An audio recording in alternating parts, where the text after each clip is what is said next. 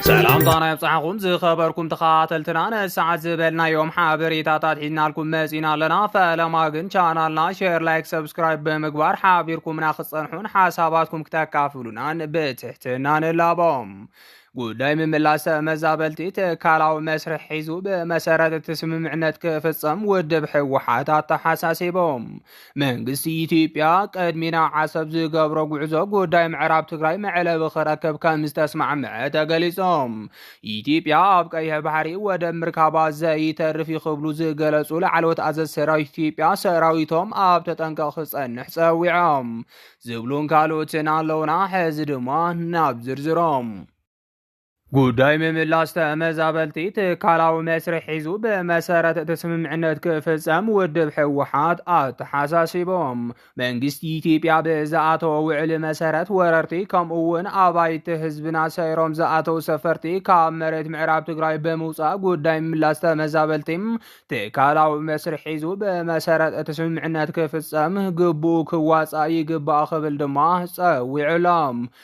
ውድብ ሕወሓት ብዋጋ ሞትን ስቃይን ህዝቢ ትግራይ ዝፍጸም ፖለቲካዊ ሸፈጥ የብቅዕ ስምምዕነት ፕሪቶርያ ይተግበር ብዝብል ኣብ ዘሕለፎ መልእኽቲኡ ነዚ ገሊጾም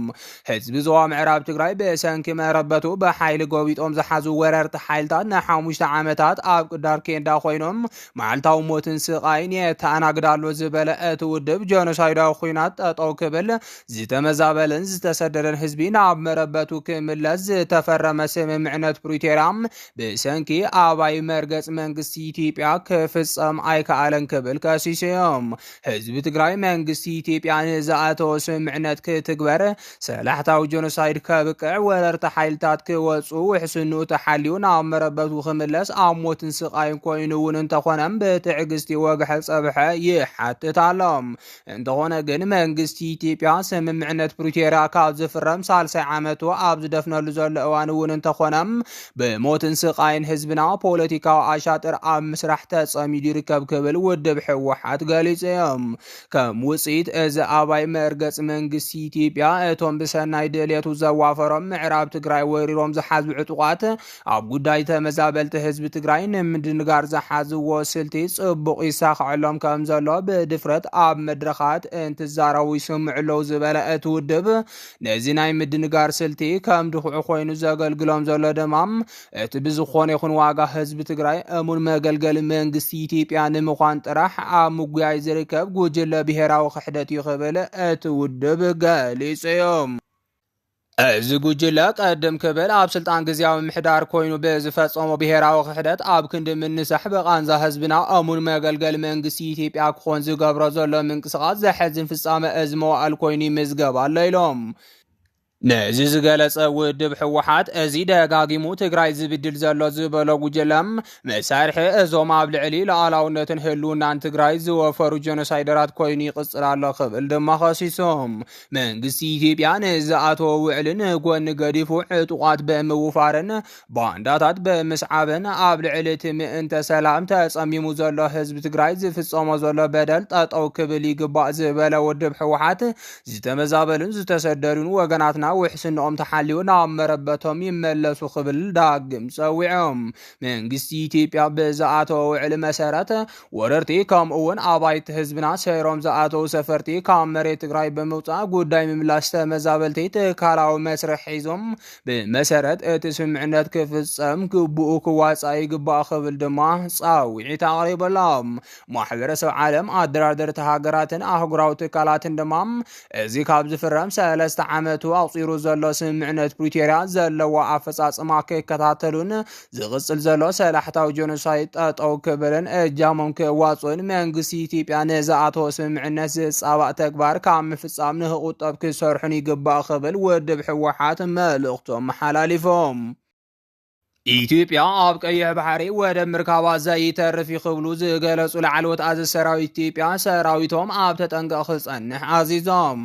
ኢታማዦር ሹም ሰራዊት ኢትዮጵያ ፊልድ ማርሻል ብርሃኑ ጁላ ኢትዮጵያ ኣፍ ደገ ባሕሪ ክትውንንያ 2 ሚልዮን ህዝቢ ዘለዋ ኤርትራ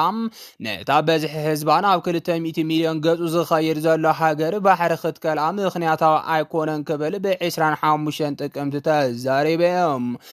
برهانو جولان زبل زحالف قدام مبل 118 معال سراويت تهاجر ابز تخبر لاقاطامي يوم تازازي ايتيبيا سلسته ነገራት ያትደል ዘላም ሰላም ምዕባለን አፍ ደገ ባህርን ዝበለ ኮይኑ ኢትዮጵያ በመሬት ክትዕጾ ዝግባ አይኮነን ህዝብና ሕዚ 130 ሚሊዮን በጽሕሎ አብዝ መጽ 15 ዓመታት ድማ 200 ሚሊዮን ክበጽሕዮም ስለዚ ከመይልዩ ረብሓ 2 ሚሊዮን ህዝቢ ካብ ናይዞም 200 ሚሊዮን ዝበልጽ ክብል ሓቲትዮም ፍትሓዊ ኮነን ክብል ዝቐጸለ ፊልድ ማርሻል ብርሃኑ ጁላም ምስ ዓለም ለኻዊ ሕጊ ዘይሳነ ኢሞገታውንዩ ድሕሪ ምባል ኣብ ዝሓለፈ 30 ዓመታት ደቂስና መንባርና ኣመና ዘሕዝንዩ ሕጂ ግን ተበራቢርና ኣለና ሰላም ምዕባልን ኣፍ ደገ ባሕርን ከነረጋግጽና ክብል ድማ ድሌት ተሃገር ግልጽ ገይሮሎም ዋላ እኳ ከምዚ እንተበለ እቲ ንኢትዮጵያ ኣፍ ደገ ባሕሪ ንኽትረክብ ዘኽእል ሕጊ አየናይ አንቀጽ ምዃኑ አይጠቅሰን ካብ ማሕበራዊ ስምምዕነት ተጠቃምነትን ሓሊፉ ነዚ ርትዓው ዝገብር ሕጊ ከም ዘየለውን ምሁራት አህጉራዊ ሕግን ዓለም ለኻዊ ዝምድናትን ክገልጹ ጸኒሖም እዮም ኤርትራን ኢትዮጵያን ኣብ 1993 ዓመተ ምህረት ፈረንጂ መተሓላለፍን አገልግሎት ወደባትን ስምምዕነት ፈሪሞም መንባረን ዝፍለጥ እዮም ኣብ ዝሓለፈ እዋን ምስ ቢቢሲ ሰፊሕ ቃለ ምሕተት ዘካየደ አምባሳደር ዓንደ ብርሃን ወልደ ጌርግስ ነዚ ብዝተፈላለዩ ሰበስልጣን ማዕኸናት ዜና ኢትዮጵያ ዝቐርብ ሙጉታ አመልኪቱ ንዝቐረበሉ ሕቶ መሊሱ ነይሮም እቲ ዝበሃል ክንድዚ ኪሎ ሜትራ ካብ ባሕሪ እንተርሒቓ መሰላለካ ዝበሃል ሓሰት እዮም ኣበየናይ ሕጊ لوزي كابي مسيو ناي فترات الرخايو كوم ازبل حق يلنا بعالم كبل زيقالس انتخوان مس بزح حزب تأهاسيرون زقرب موقوتوان امباسادر عند برهان بزح حزب حانت افدق بحر زيب الله هاجر افدق بحر خطونن مسل زهباي كونن ኩሉ ትዝፍብሩ ወዘለው ታሪኻዊ ይኹን ሕጋዊ መሰረት የብሉን ክብል ድማ ገሊጽዮም ኢትዮጵያ ኣብ ቀይሕ ባህሪ ኣፍ ደገ ንኽትረክብ ትገብሮ ዘላ ድፊት ምስ ኤርትራ ኣብ ምትህልላሃትዮም ነተን ክልተ ጎራብቲ ሃገራት ናብ ሓዱሽ ዙር ኩናት እንዳምርሐን ይርከብ ብርሃኑ ጁላ ኢትዮጵያ በዘይ ባሕርን ዘትረፍዋ ዝበሎም በስም ዘይጠቐሶም ሓይልታት ወጻኢ ብምውቃስውን ነቲ ኣብቲ እዋን ዝነበረ መንግስቲ ኢትዮጵያን ዝነበሩ ሰበስልጣንን ኤርትራ ምስ ወደባታ ክትግንጸል ምፍቃዶም